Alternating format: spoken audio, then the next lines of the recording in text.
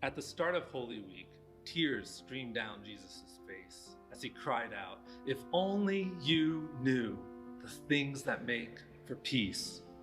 From that moment until a week later, when he triumphantly declared, "Peace be with you," Jesus spent each day confronting injustice, calling out oppressors, and contending for peace. But what if, despite all our familiarity with the events of Holy Week, we still don't know how Jesus makes peace? And what if, despite clinging to the cross of Christ for our salvation, we've actually embraced a different approach to peacemaking? One that justifies killing enemies, one whose methods include nailing criminals to crosses. We desperately need to recover the radical vision of peacemaking that Jesus embodied throughout Holy Week. And we urgently need to be trained in his way of making peace. So come, let's journey together day by day through Jesus' final week and discover anew why he is called the Prince of Peace. Good morning, I'm Pastor Josh. It's great to have you join us this Sunday morning as we worship together, and we look forward to the events that will happen after the service. But at this time, I'm very excited to share this message, and it's one that has really spoken to my heart over really the last several weeks. I've really been kind of thinking about and preparing for this one over several weeks, and in a moment we're going to be in Mark's Gospel, Mark chapter 12. And if you're with us this week, weren't with us last week, I just want to kind of give you an idea of what we're doing. With this sermon series, we are kind of walking through Holy Week day by day by day.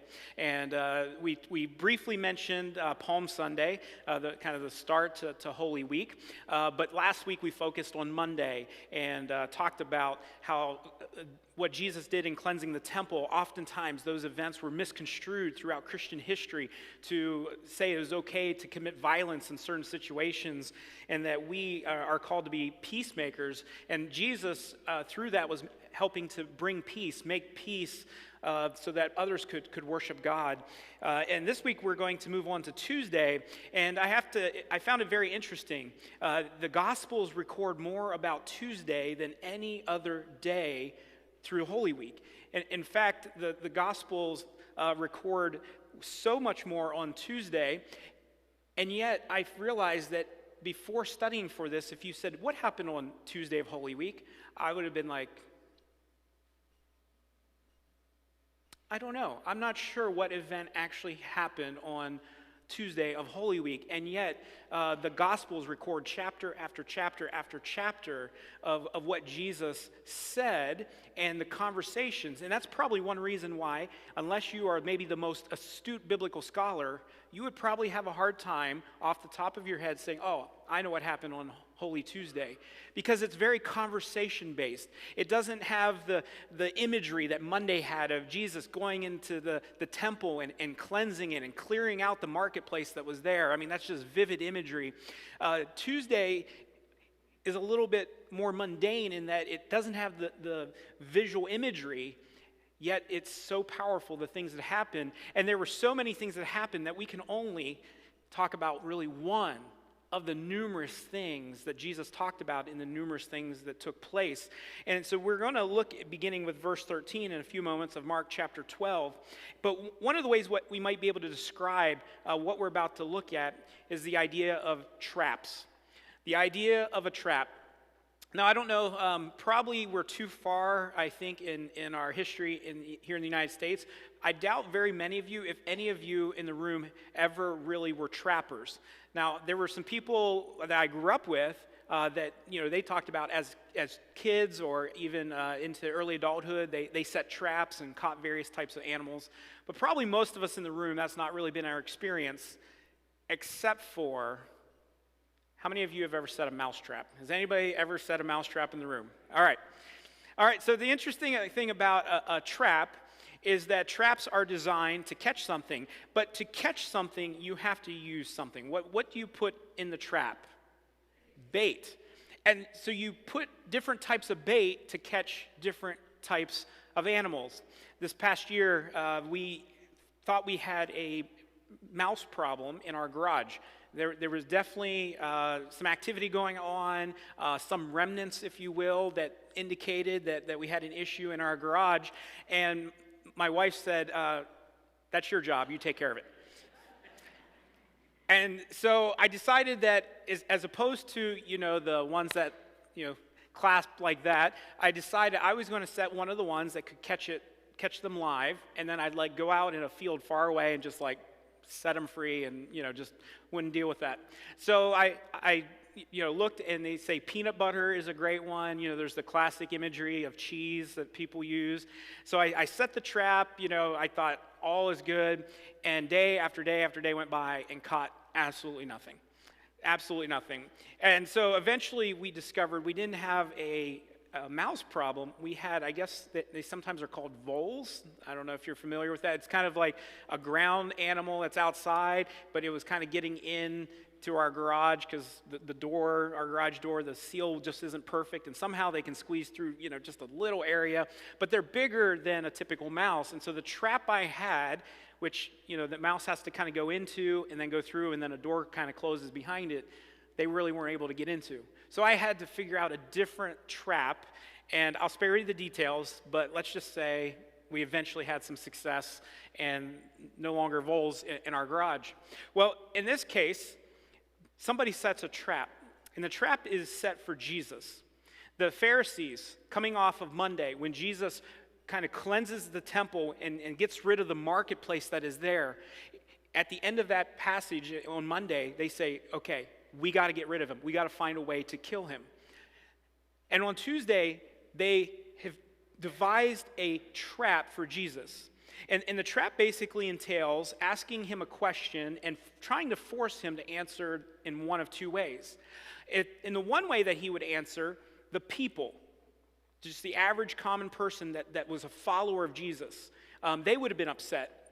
They would have been more than upset. They would have been angry if Jesus would have answered one way. But if Jesus would have answered the other way, it would have upset the Romans. And in fact, the Romans would have probably arrested Jesus basically for starting a riot or insurrection.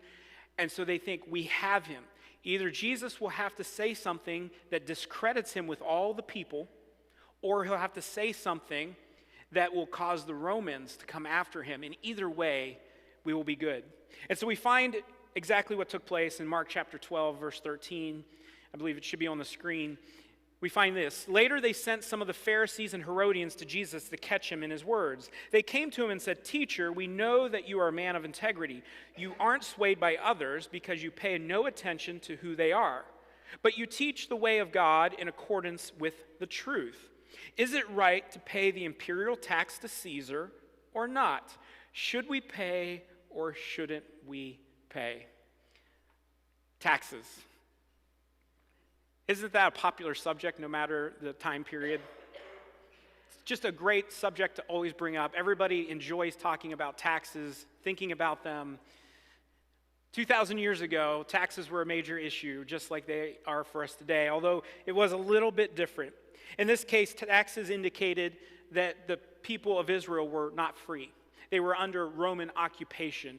And for the Jewish person to pay the Roman poll tax was in essence to kind of be a traitor, or felt like a traitor to their nation, because they were paying the enemy. They were giving money to those who had conquered them, those who were ruling over them, and they hated it. Throughout their history of being occupied by the Romans, various individuals had risen up and had started rebellions and had tried to lead people in overthrowing the Romans. And at one point, there was a little bit of success. They kind of freed Jerusalem for a period of time. And yet every single time, the Roman Empire was too strong, and they would come in and they would just destroy the rebellion. They would put to death all who were part of it. In fact, in one period of rebellion, history tells us that there were 3,000 crosses of 3,000 people who were crucified all at once because Rome took things very seriously. And so here, the religious leaders, specifically the high priests and those related to the high priest, they send two groups of people. the Herodians and the Pharisees. And the reason they do that is because the high priest and those religious leaders, they were in charge of collecting the tax for Caesar. And so they couldn't very well go to Jesus and pose this question when they were the ones that were collecting it for the empire. So what they did, masterfully, they got the Herodians and the Pharisees who genuinely disagreed. The Herodians were basically kind of puppets of the Roman Empire. They were very much in line with the Roman Empire, and they said, absolutely, we need to pay. The Pharisees, they were what we might consider the real conservatives. They were the ones that were really concerned with following every little aspect of the law. They said, no, we should not pay. So the high priests, they send these two groups of people to pose the question to Jesus so that to the crowd it would appear this is a genuine question. We're having an argument about it, and so Jesus, we need you to answer and give a final answer to the argument that we are having. But they say it's easier to catch flies with honey than vinegar. And so how do they start? They start with some flattery. They say to Jesus, "Teacher, we know that you are a man of integrity. You aren't swayed by others because you pay no attention to who they are, but you teach the way of God in accordance with the truth." How nice of them. How you can just feel how genuine they were in those words of just saying, Jesus, we know that you just always tell the truth.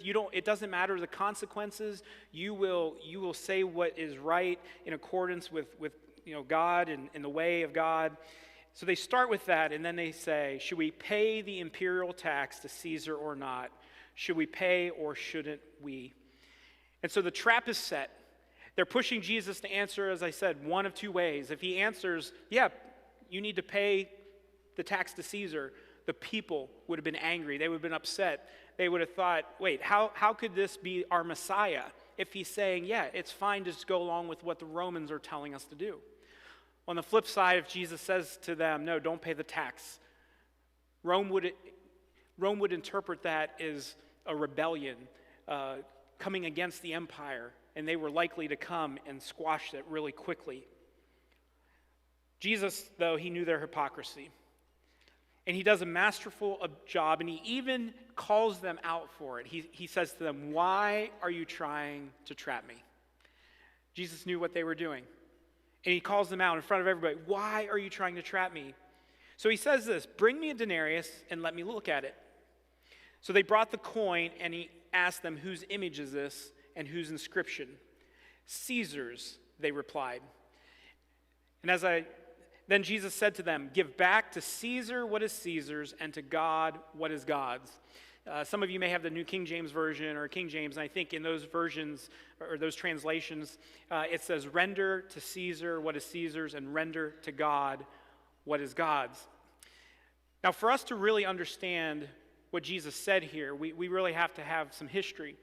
And why I think that we have to understand some things is I think that we aren't fully comprehending what those that would have been gathered there that day, what they would have heard, what they would have understood. Because we tend to look at that, those of us that maybe have grown up in the church or we've been in the church for a while and we've read this text, we've heard this text before, and we kind of look at it and say, oh yeah, that's common sense, right? I mean, give to God and country what each deserve. Seems reasonable enough. There doesn't seem to be anything that profound with that statement. I mean, are you amazed by Jesus' words? Are you just blown away that Jesus said, render to Caesar what is Caesar's and render to God what is God's? Does that just blow you away?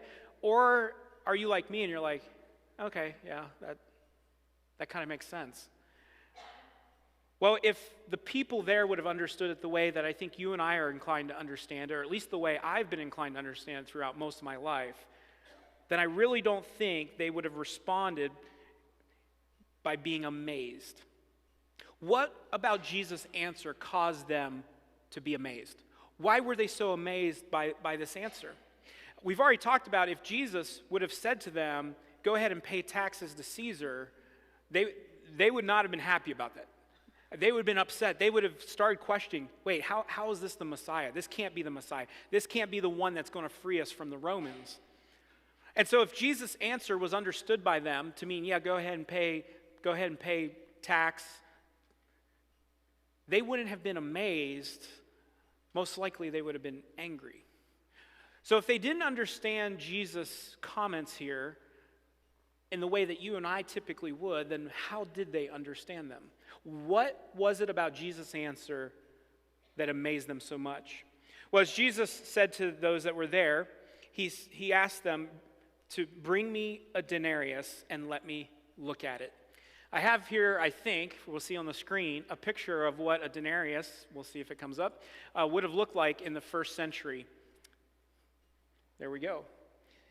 That is what a denarius looked like around the time of Jesus. This would have been, most likely, the coin that Jesus asked for, and the coin that the religious leaders produced. They give him one, and so he looks at this coin. Now, what's important about it is understanding all that is going on that coin. On that coin, on the left side there, the inscription there, this is what it said. Tiberius Caesar, son of the divine Augustus. Tiberius Caesar, son of the divine Augustus. And on the right side, the reverse side, it displayed the image of the goddess of peace. N.T. Wright, biblical scholar and theologian, explains, the message of this coin was clear. Look at the face, pay the tax, and the Son of God, the true high priest, will give you peace. This coin, in essence, declared that Tiberius Caesar was the Son of God, that he was to be worshipped. And then on the flip side, the goddess of peace was there.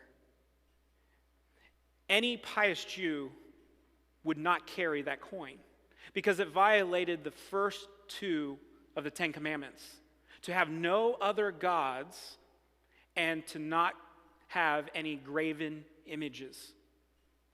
And so in this moment when Jesus asked for a denarius, several things happen all at once. First, he shows that he does not possess a denarius himself. Second, the religious leaders produce one of these idolatrous coins. And do you know where this conversation was happening at? It was happening in the temple. In front of all the people that were watching, the religious leaders produced an idolatrous coin and had not only produced it, they had brought it into the holy temple area. Do you see the hypocrisy that is happening with those religious leaders? And then Jesus does something incredible. He asks a question and says, whose image is this? Whose image is this? You see, Jesus actually changes the wording from the question that was or the things that were said to him earlier. Earlier, when the flattery was coming his way, what did the religious leaders say? They said, we know you are a man of integrity, you aren't swayed by others because you pay no attention to who they are. That is the NIV's best attempt to translate a Jewish idiom that literally translated would say, you don't look at people's faces. The Jewish idiom was, you don't look at people's faces. It's that idea of you would make a decision, you would say whatever you would say, not knowing who was before you, because it didn't matter who was before you because you're telling the truth. You're going to say it whether it doesn't matter who it is. You're going to say the truth. You're going to say the same thing no matter what. That Jewish idiom, you don't look at people's faces. Jesus then switches that word, and he doesn't say, he could have said whose face is on the coin, but he doesn't. He says whose image is on the coin. Now, I can see the looks on your faces. You are wowed by that. You're like, I am so blessed. That is just incredible. I cannot believe he did that. Here's why that matters. To the Jews that were listening, and all that would have been gathered there basically would have been Jews, the word image is incredibly important. The word image goes all the way back to the beginning. In the beginning, as Genesis records for us, who did God make people in? His image. And what were they supposed to not have or possess? Any graven image. Jesus changes the word from face, and it says, whose image is that? And what they would have understood, and what Jesus was beginning to help the people there to think about and realize, is that when something has the image of somebody on it, when there's the image of something, it belongs to that person. And so if you and I are made in the image of God, who do you and I belong to? We belong to God. We are his rightful property, if you will. He has rightful claim over your life and my life because we are made in his image. And in a sense, Jesus was saying, whose image is on this coin? Well, that image and everything about that coin made it idolatrous. And in part, Jesus was saying, give to Caesar what belongs to Caesar. That coin is his, that belongs to him. Give it back to him. But what also is taking place in this moment, that Jesus uses another word or changes another word. Because the word that was used when they talked to him, the religious leaders said, should we pay taxes to Caesar or should we not pay? And Jesus once again masterfully changes that word. He changes the verb there. And instead of using the word for pay, he actually uses the word apodidomi. Apodidomi. And what that word means is to return. It means to give back. It means to repay. Do you see the difference between paying something versus returning something that belongs to somebody? And it begs the question then, what belongs to Caesar and what belongs to God? In essence, Jesus says, return to Caesar what belongs to Caesar, and return to God what belongs to God. Now, once again, we may miss it because culturally, we have probably not grown up ingrained in Old Testament Israelite culture. But all through the Old Testament, and every person that would have been there would have known this. If you would just ask the question outright, what belongs to God? What would every Jew standing there would have said? What would they have said? Everything. All through the Old Testament, the Psalms in particular, everything is God's. The earth is the Lord's and everything in it. We could go scripture after scripture after scripture. And so when Jesus says, return to Caesar, or give back to Caesar what is his, and give to God what is God's, what was Jesus in essence telling the people? Everything belongs to God. It all belongs to God. It's why they were amazed, because Jesus there wasn't specifically saying, go ahead and pay Caesar, go ahead and pay taxes, although Jesus wasn't saying to not pay what they were told to pay. But he was pointing at a bigger truth, that everything really belongs to the Lord. Everything is God's. And the reason why I believe the people there understood this, why when Jesus said these words, they were amazed. They weren't amazed because they thought, oh yeah, pay Caesar and, worship God, okay, two different realms. They really understood that Jesus was in essence saying, you don't owe Caesar anything other than what actually belongs to him. And since his image is on this coin belongs to him. It's why the religious leaders then, when they bring Jesus to trial a few days later, do you know what their charge against him is? They basically say he told the people to not pay taxes. Because they understood in Jesus' answer there in the temple that he was saying everything belongs to God. and that the only thing to give, in a sense, to Caesar was what belonged to Caesar. Another way to think about it, as we look elsewhere in Scripture, what does this mean for you or I? Am I saying today you don't have to pay taxes to a government? Is that what I'm saying? I wish. I wish I could say that. But I'm afraid you will end up in prison eventually if that's what you think, if that's what you do. But how then do we understand, as Christians, as people of God, how do we understand the fact that we are a part of the kingdom of God, but then here on earth we're also part of some nation as well? How does that work? And one of the things that has happened throughout history, and because of the Greek mindset and things that were written, in particular Justin Martyr, in making a case before the emperor, he kind of created a dualism in which, unfortunately, in essence, what he said is, what belongs to God is worship, but things that are physical in nature, that belongs to Caesar. But I don't think that's what Jesus was saying there.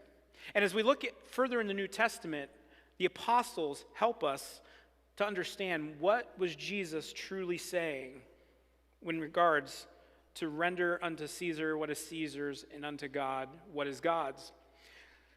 The issue is when a nation, a government, when an emperor, when a Caesar, and when we use the word Caesar here, that biblical term, we're really talking about anybody who is in power over others. That's the imagery. Anybody who is ruling in power over others. When Caesar asks you to do something that violates God's will or God's law, then what do we do? The disciples faced that pretty early when the religious leaders, actually in that case, they said, stop preaching the gospel. Stop preaching about Jesus. And what was their answer? We have to obey God rather than men. We have to obey God rather than men. The issue isn't, do you pay taxes or don't you pay taxes? The question is, or the issue at play is, when Caesar asks us to do something that violates what God has said to us, in that moment we have to say, we can't. We won't. And the Apostle Paul actually deals with this issue in Romans chapters 12 and 13. In Romans chapter 12, Paul first begins in verse 17. He says, do not, notice this, repay evil or anyone evil for evil. Be careful to do what is right in the eyes of everyone. He goes on in verse 21 and says, do not overcome by evil, but overcome evil with good. And then at the beginning of Romans 13, he says, you must submit to those who are in authority. And at the time of Paul's writings, most people believe it was during the reign of Nero, as he's writing the Romans here. Paul is writing the Romans under the rule of Nero, who was notorious, was one of the most notorious emperors of the Roman Empire, who was known to burn Christians as lanterns for his garden parties. And Paul, to Romans who are living under the most wicked individual you could possibly think of, says submit.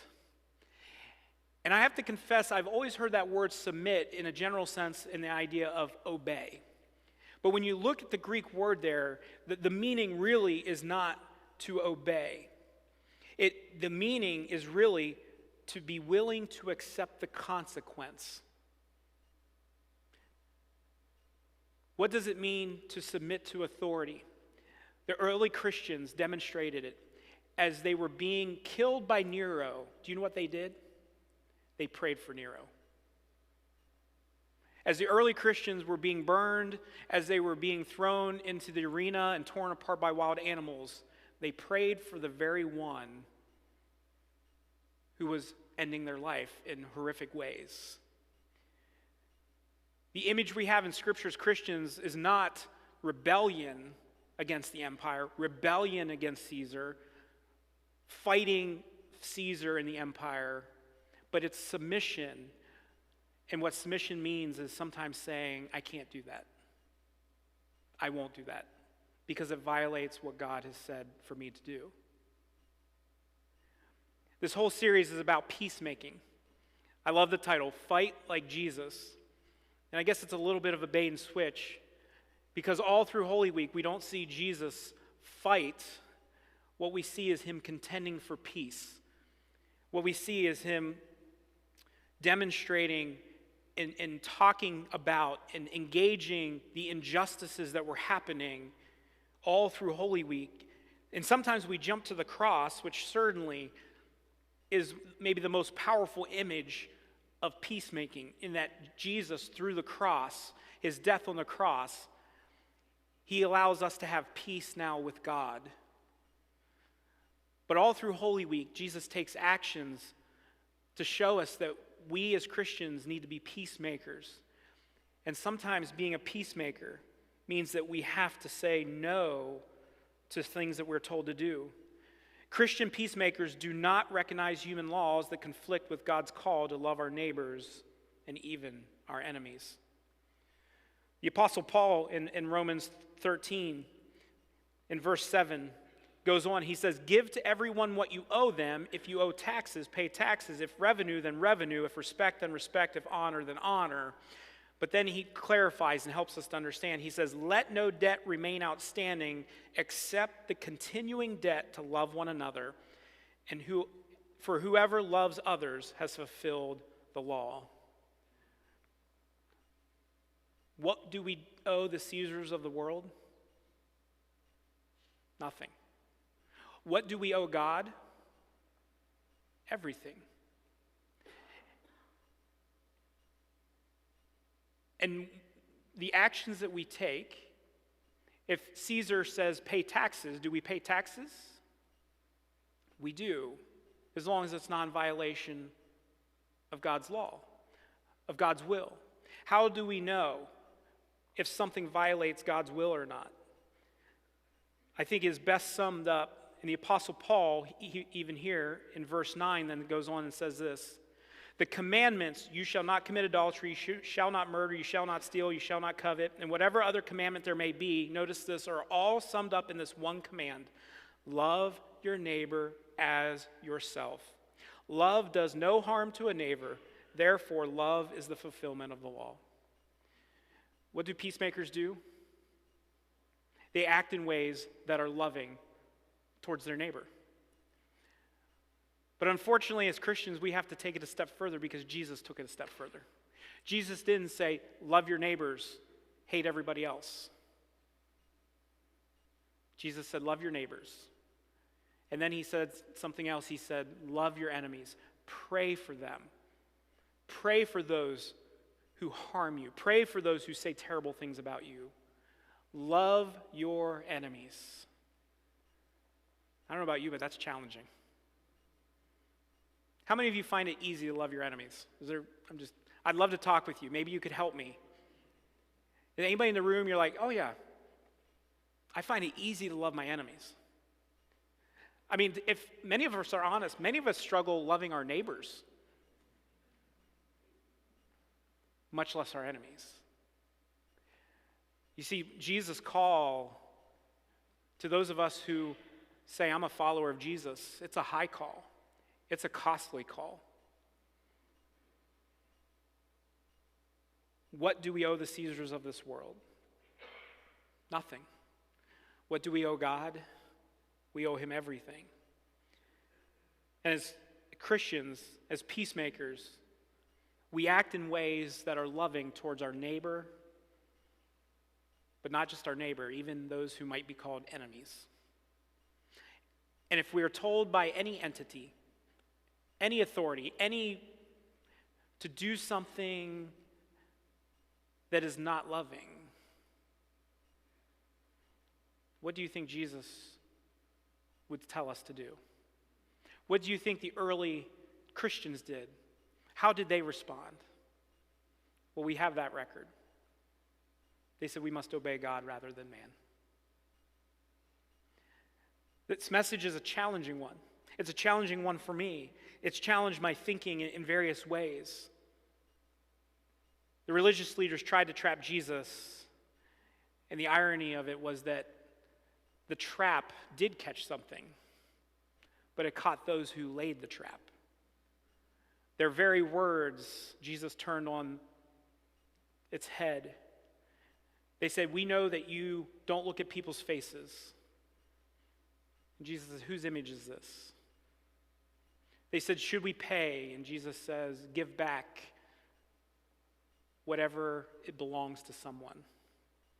And in doing so, the people were amazed, not because of the way that I would normally or have historically interpreted this passage, but they were amazed because they understood what Jesus was really saying. Everything belongs to God. Not just our worship, but all that we are. All of it is His. And yet we are supposed to submit. We are supposed to respect the governing authorities that are over us, but only to a point. Or I should say, we are to obey them, but only to a point. We are to respect them no matter what, but we obey them until we have to say, I have to obey God rather than man. This morning, I just want to pause for a few moments. We're not going to have music. We're not going to close with a song. We're going to dismiss momentarily. But I just want to challenge you to think about this idea. What belongs to God and what belongs to Caesar? What does it mean to be a Christian peacemaker? What does it mean to not recognize human laws that conflict with God's call to love our neighbors and even our enemies? What is God speaking to you? What is He saying to you in this moment? So I'm just going to invite you, whatever you need to do